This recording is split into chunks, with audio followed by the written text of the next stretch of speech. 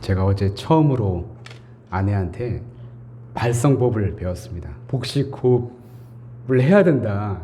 당신은 목이 빨리 쉬는 게 호흡으로 말을 뱉어야 되는데 그냥 호흡을 안 쓰고 그냥 목소리로만 내뱉으려고 하니까 그렇게 목이 빨리 쉬고 이상해지는 거다라고 해서 아주 혹독하게 트레이드를 받았는데 그 받은 만큼의 성과가 나올지는 모르겠습니다.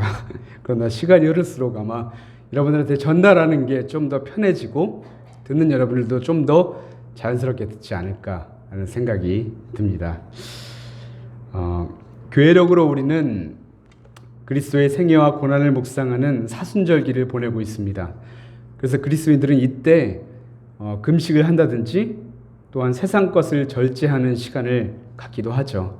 제가 전도사 중복 시절에 아이들을 가르칠 때 이렇게 한 적이 있었어요. 야, 우리 사순절이니까 한 40일 동안은 너희들이 사랑하는 것, 정말 좋아하는 것을 좀 절제해보자, 좀 포기해보자 라고 해서 어떤 친구는 하루에 컴퓨터를 3시간을 했다면 2시간으로 줄이겠다.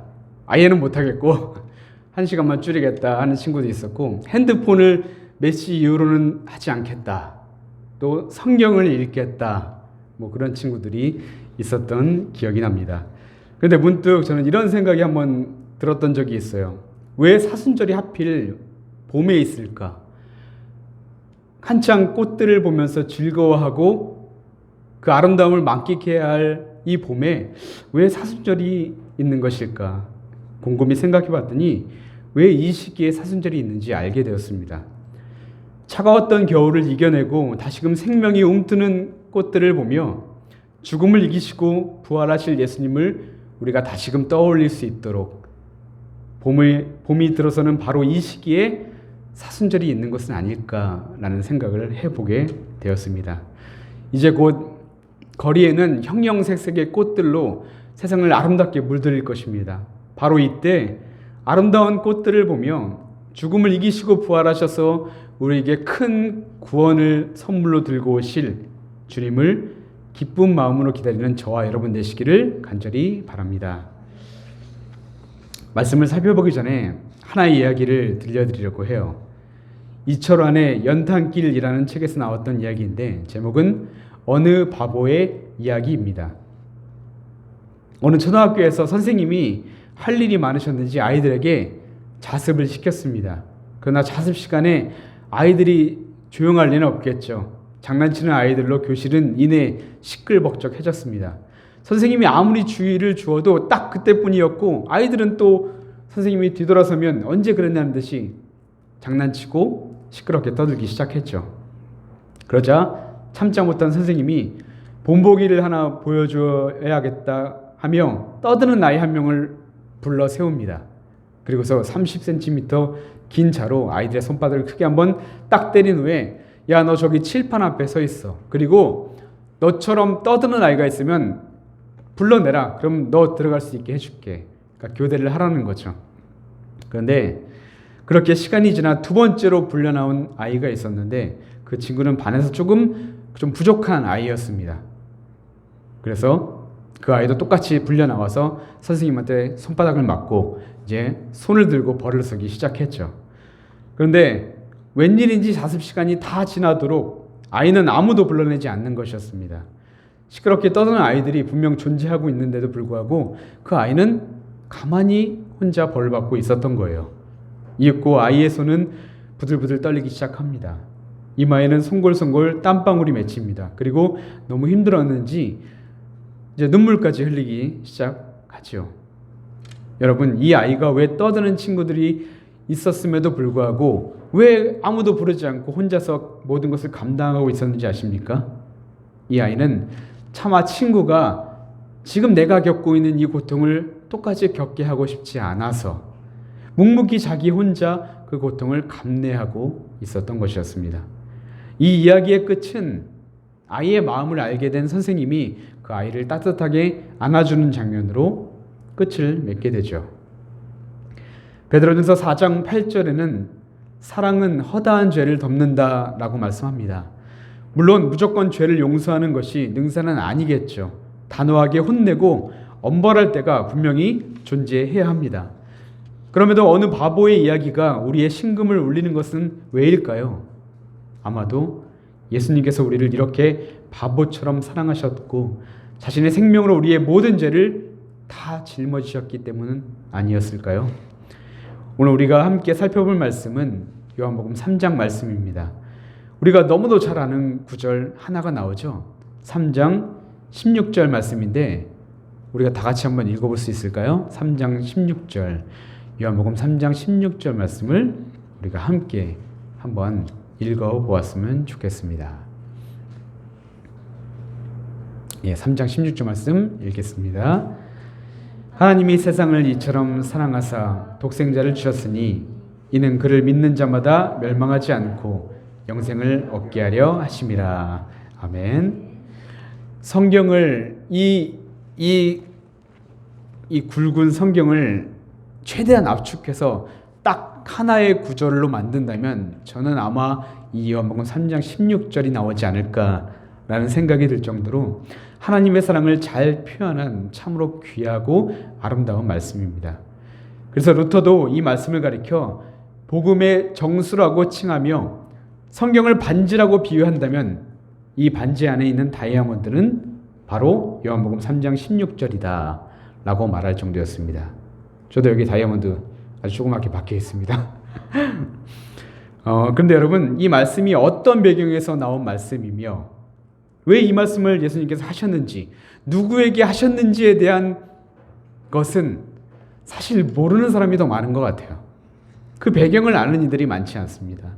그렇다면 이 말씀이 과연 어떤 맥락에서 나왔으며 예수님께서 어떤 메시지를 전해주고 싶으셔서 이 말씀을 하셨는지 이 시간 말씀을 듣는 여러분들에게 주님의 크신 은혜와 사랑이 함께하기를 주님의 이름으로 축복합니다.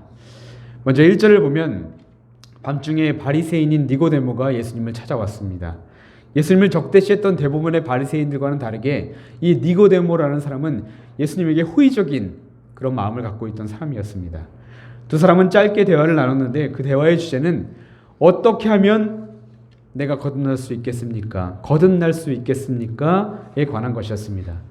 예수님은 니고데모에게 5절을 보면 물과 성령으로 다시 태어나야만 하나님 나라에 들어갈 수 있다라고 말씀을 전해주게 되죠. 그리고 이어서 14절을 보면 예수님은 갑자기 구약의 한 사건을 언급하시게 되는데 모세가 광야에서 뱀을 든 것 같이 인자도 들려야 하리니. 모세와 광야에서 뱀을 든 것과 거듭나는 것이 과연 어떤 상관이 있는 말씀이었을까요? 우리가 그 예수님의 말씀에 답을 찾기 위해 잠시 모세가 광야에서 뱀을 들었던 그 사건의 이야기로 한번 찾아 들어가 보고자 합니다. 민수기 21장의 말씀을 보면 때는 모세가 이스라엘 백성을 데리고 출애굽한 지 40년이 흘러 이제 마지막 여정 가데스에서 여리고로 향하는 가나안에 도착하는 그런 향하고 있는 그런 길목이었습니다. 가데스에서 가나안으로 가는 길에는 왕의 대로라고 불리는 지름길이 하나 있었는데 한번 사진을 보면 저기 녹색으로 된 부분이 이제 지름길 왕의 대로여서 저기만 통과하면 아주 쉽게 그냥 가나안으로 갈 수가 있었습니다. 그러나 그 땅에는 보면 아시다시피 에돔 족속이 그 자리를 거주하고 있어서 그곳에 지나가려면 당연히 허락을 받아야만 했습니다. 그래서 모세가 에돔 왕에게 이렇게 편지하죠. 우리가 그 땅을 지나갈 수 있게 허락해 주십시오. 밭이나 포도원이나 그런 데로 지나가지 않겠습니다. 물도 마시지 않고 아무것도 하지 않고 그냥 조용히 지나가기만 할 테니까 제발 허락해 주시면 안 되겠습니까? 근데 알고 보면 에돔 족속은 이삭의 첫째 아들인 에서의 족속이고 후손이고 이스라엘은 둘째인 야곱의 후예입니다. 그러니까 이 에돔과 이스라엘은 사실 한 피가 섞인 쌍둥이 아들의 후예였다는 거예요. 그럼에도 불구하고 에돔 왕은 이스라엘의 요청을 단칼에 거절해버리고 맙니다. 절대 지나가지 마라. 너네가 지나간다면 내가 칼을 들고 너희 앞에 서 있을 거야. 어쩔 수 없이 이스라엘은 에돔 땅을 피해 멀리 남쪽을 향해, 저 빨간색 남쪽을 향해 우회해야만 했습니다. 그런데 이때부터 성경은 이스라엘 백성들의 마음이 상하기 시작했다라고 말씀해요. 민수기 21장 4절에서 나오죠. 마음이 상하기 시작했다. 쉬운 길이 바로 앞에 있는데, 아니 저들하고 우리는 하나의 핏줄에서 나온 그런 민족인데 왜 우리가 돌아가야만 하지? 왜 하나님은 가만히 계시는 거야? 이런 불평 불만들이 쌓이기 시작하면서 급기야는 하나님과 모세에게 원망의 말을 쏟아내기 시작합니다. 그 원망의 말이 민수기 21장 5절에 있는데 제가 읽어드릴게요. 어찌하여 우리를 애굽에서 인도해내어 이 광야에서 죽게 하는가? 이곳에는 먹을 것도 없고 물도 없도다. 우리 마음이 이 하찮은 음식을 싫어하노라 라고 말합니다. 그런데 여러분, 사실 백성들의 이 원망의 말은 터무니없는 것이었습니다. 지금 광야에서 죽는다고 불평하지만 죽을 상황이 아니었어요. 단지 잠깐 우회해서 돌아가는 것뿐이었습니다. 그리고 먹을 것도 없다고 이야기하는데 그들은 40년 동안 하루도 빠지지 않고 하나님이 주신 만나를 먹으면서 살아왔습니다. 그리고 마실 것도 없다고 말하는데 그 바로 앞장인 민수기 20장을 보면 하나님께서 갈증으로 고통당하는 이스라엘을 위해 바위에서 물이 나오게 하셨는데 그들이 사람만 먹은 것이 아니라 짐승들까지도 해갈했다고 말씀합니다. 그러니까 넘치도록 충분히 주셨다는 거예요. 그런데 지금 이들의 불평이 무엇입니까? 하나님께서 주신 만나를 하찮은 음식이니 싫다라고 말하는 거예요. 하찮은 음식이었다라고 표현하는 거죠. 하찮다는 단어는 원어로 끔찍하다라는 단어입니다. 40년 전에 처음 만나를 먹었을 때는 이들이 어떻게 표현했냐면 와, 생긴 것이 진주 같고 기름 바른 과자 같다라고 감격했었는데 지금은 그 감격은 다 잊어버리고 하나님이 베푸시는 은혜를 그냥 쓰레기처럼 취급했다는 것입니다. 바로 이때 하나님께서 보내신 것이 불뱀이었어요. 불뱀은 불을 뿜어내는 뱀이 아니라 물리면 불처럼 뜨겁고 아파서 불뱀이라고 불렸습니다. 이 불뱀으로 인해 사람들은 속절없이 죽어나가게 되죠. 그제서야 사람들은 잘못을 깨닫고 회개하기 시작합니다. 그리고 제발 뱀들이 우리를 떠나가게 해달라고 모세에게 요청하게 되죠. 이때 하나님께서 모세의 기도를 들으신 후에 처방책을 하나 주셨는데 노스로 뱀을 만들어 장대 위에 달아놓고 뱀에게 물린 자마다 그것을 보면 다시 살 것이다 라는 것이었습니다. 하나님의 말씀에 순종해 장대 위에 달린 노뱀을 바라본 이스라엘은 다시 살게 되었습니다. 자, 여기까지가 예수님께서 잠깐 언급하셨던 민수기의 이야기였습니다. 그렇다면 여러분, 예수님은 왜 니고데모에게 이 이야기를 언급하셨던 것일까요? 하나님이 주신 은혜를 절대 잊지 마라. 너 힘든 일 있을 때 불평하지 마. 그럼 죽어. 너 나한테 원망하면 너 큰 벌을 받을 거야. 이런 이야기를 지금 하시고 싶으셨던 것일까요? 물론 우리가 누리는 모든 것이 하나님께로부터 온 것이기 때문에 당연히 감사해야 합니다. 하지만 예수님은 그런 이야기를 하고 싶으셔서 이 말을 꺼내신 것이 아니었어요. 그 답이 바로 요한복음 3장 16절 17절이었습니다. 하나님이 세상을 이처럼 사랑하사 독생자를 주셨으니 이는 그를 믿는 자마다 멸망하지 않고 영생을 얻게 하려 하심이라. 하나님이 그 아들을 세상에 보내신 것은 세상을 심판하려 하심이 아니요 그로 말미암아 세상이 구원을 받게 하려 하심이라. 아멘. 여러분, 그러니까 이 민수기의 노뱀 사건은 다른 것이 아니라 예수님의 십자가 사건을 통해 우리를 구원하시는 하나님의 사랑을 미리 보여주시는 그런 예표하는 말씀이었습니다. 하나님이 세상을 이처럼 사랑한다라고 하실 때 하나님의 사랑의 대상이 무엇이었습니까? 바로 세상이었습니다. 하나님이 사랑하는 것이 세상이라고 표현합니다. 이 세상은, 성경에서 말하는 세상은 악이 가득하고 죄와 타락과 정욕이 가득한 모든 것을 가리킵니다.